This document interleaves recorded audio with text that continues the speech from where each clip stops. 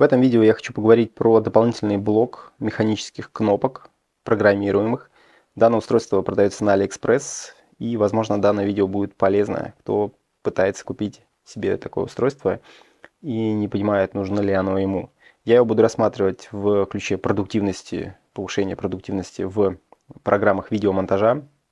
Что мы имеем? Мы имеем 12 кнопок, 3 слоя, каждый слой имеется отдельно программироваться, две крутилки, которые имеют ступени. То есть это не плавная регулировка, а такая ступенчатая. И также они имеют еще кнопки. То есть у нас получается 14 кнопок и две крутилки. Но прежде чем поделиться опытом использования данной клавиатуры, я хотел поблагодарить Тимура, благодаря которому выходит данное видео. Тимур занимается судомоделизмом, и буквально 2 года назад я брал у него интервью, потому что я посчитал, что ту информацию, которую он мог поделиться, она была полезна зрителям. И на самом деле моя была еще задача попробовать его заинтересовать, чтобы он запустил свой блог. И, о чудо, да, на протяжении уже, наверное, 2 лет он ведет свой блог. И, как вы можете наблюдать, сейчас я тоже работаю над его видео. Также мы ему сделали сайт. Все ссылки будут в описании, и это будет полезно не только тем людям, которые занимаются судомоделизмом, моделизмом, кто там увлекается там ЧПУ, 3D-принтерами, всякими фрезерными станками, но и тем, кто, допустим, просто интересуется разными вещами. И ради интереса я вас призываю туда зайти, посмотреть на его канал. Возможно, вы оттуда уйдете с новым хобби и с новыми знаниями. Ну, а этот блок Тимур покупал себе для ЧПУ станка. И, как вы можете наблюдать на видео, у него появился сейчас специальный прибор, который специализированный для, грубо говоря, ЧПУ. И данный блок он просто положил на полку, но я у него попросил потестить, посмотреть, насколько это будет интересно. И вот сейчас сделаю короткий такой тест, такой небольшой у меня экспириенс по поводу данной клавиатуры. И уже есть что рассказать, есть чем поделиться, потому что я не нашел той информации в интернете, когда искал что-то по поводу этой клавиатуры. Эту клавиатуру покупали на AliExpress, и какой у нее минус? А минус у нее заключается в том, что нет программы, которая кодирует сам этот блок на Mac OS, только под Windows.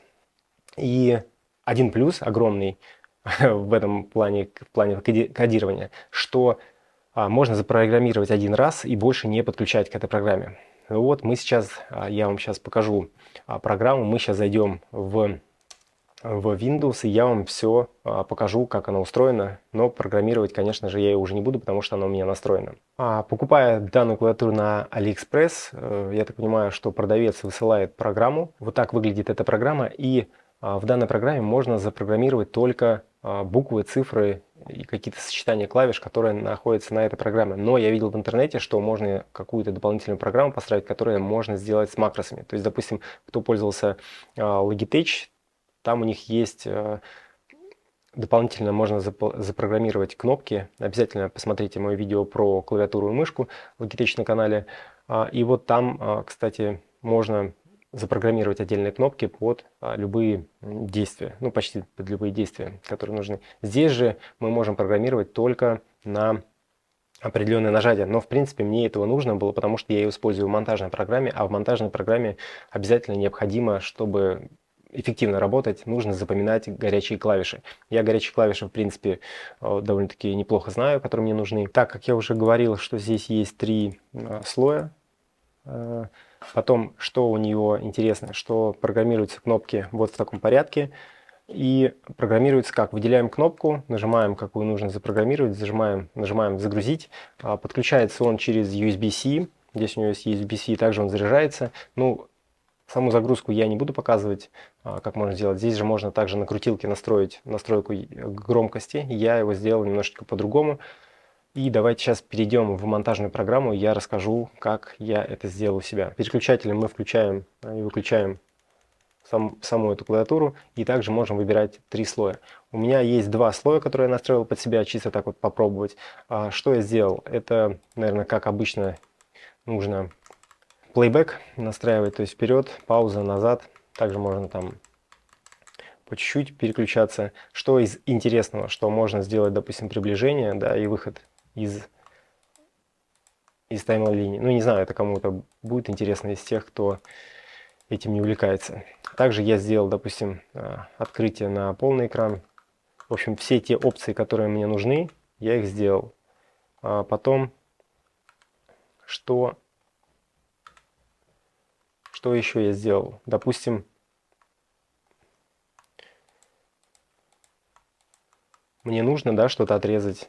Это очень легко делается. Как в одну сторону, так и в другую сторону. Так и посерединке прорезать. То есть все для монтажа, так сказать, для склейки. Здесь прям все под одной рукой и никуда не переключаешься. Здесь, конечно же, тоже можно делать, как и приближение, но это все делать долго.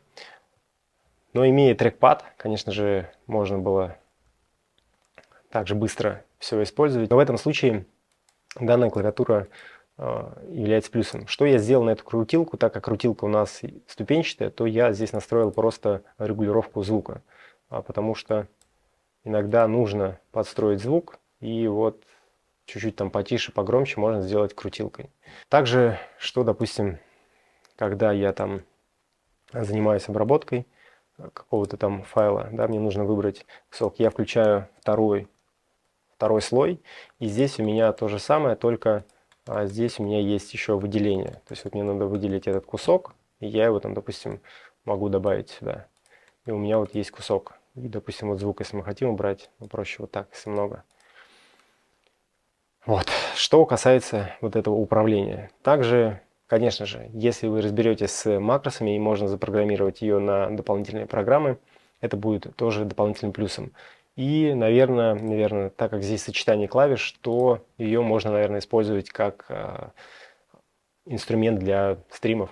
Возможно, переключение там камер, чтобы не делать это с клавиатурой. Вот, поэтому здесь еще из плюсов то, что она механическая. И если смотрели мое видео про клавиатуру, то, конечно же, такие вот звуки на любителя. Ну и в целом про данную клавиатуру, наверное, мне добавить уже больше нечего. Батарейка здесь держит, не знаю, ни разу не разряжалась еще. Ну, я думаю, достаточно долго. Единственное, что бывает такое, что она заходит в какой-то спящий режим, и загорают здесь все три индикатора. Приходится ее переподключать. Благо, подключается быстро. Но еще вот что заметил, сейчас вспомнил. Когда я подключал AirPods, и когда у меня подключены, грубо говоря, все мои устройства, то с учетом этой клавиатуры AirPods начинают подтупливать. То есть они прямо отключаются как-то так. Возникает жуткий лаг. Вот когда отключаешь эту клавиатуру, этот лаг пропадает. То есть не знаю, с чем это связано. Но вот такой нюанс я заметил. В принципе, добавить больше нечего. Обязательно подписывайтесь на канал Тимура, подписывайтесь на мой канал. И обязательно смотрите видео, которые я ставил. Они будут, надеюсь, вам полезны. Все, спасибо, всех обнял, пока.